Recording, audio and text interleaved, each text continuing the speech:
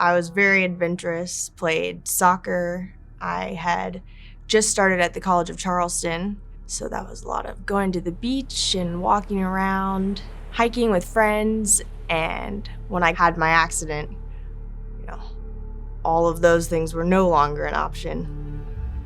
A friend of mine and I drove home to Atlanta, and all of our friends were back on fall break, so we got together and we were having a little party, and a buddy of mine had a motorcycle, and I thought it would be fun and kind of cool to get on the back and take just a lap around the cul-de-sac.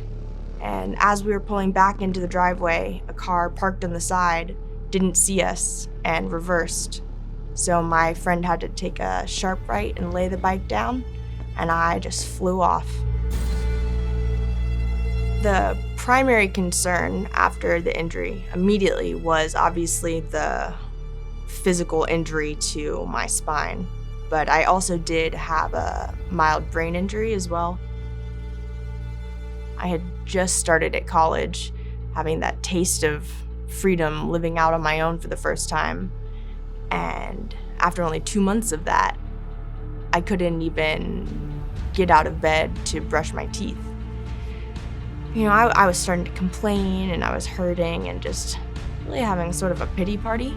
I had a nurse have a very frank conversation with me, and without reprimanding or in a negative way at all, she let me know that it was a blessing to be able to be here, but my time at Shepherd was going to be limited, and I had so many resources available to me and so much support right then in a way I wouldn't have when I went home eventually, and that I needed to really think if I wanted to make the most out of this and accept people's help or waste this opportunity. I realized what I needed to do was grieve the Julia that I was before my injury and let go of what I thought my life would be. Sort of blocked out any negativity that was coming in, and I very quickly adopted the mantra of get better, not bitter.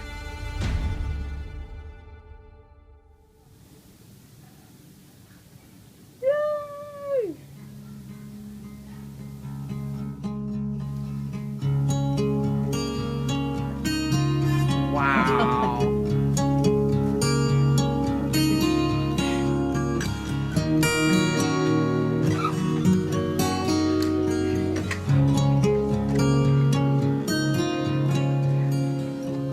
My two favorite things with the rec therapy was we hosted a haunted house on our floor. We got set up, looks like some sort of torture chamber that we turned the gym into.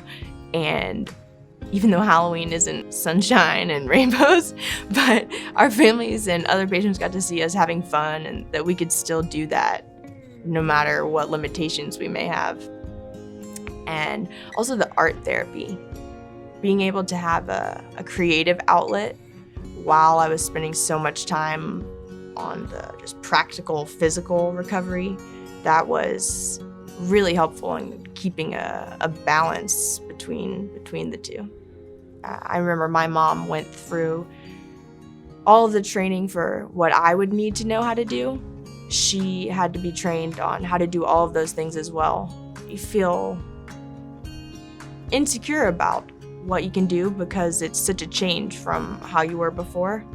And so the knowing that I was trained and then having family members trained too really gave all of us the confidence while we were out, so we could really enjoy our time and not be nervous about not knowing what to do if something went wrong.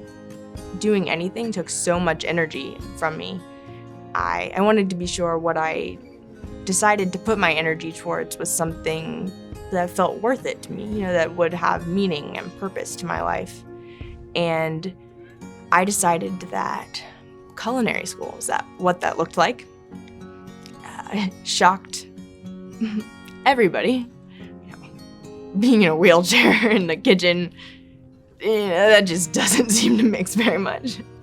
But Nonetheless, I was very determined. It took me almost 7 years to graduate, and I'm happy to say that now, 7 years later, I have a clean bill of health, get better, not bitter. I still live by that every day. Hope is here.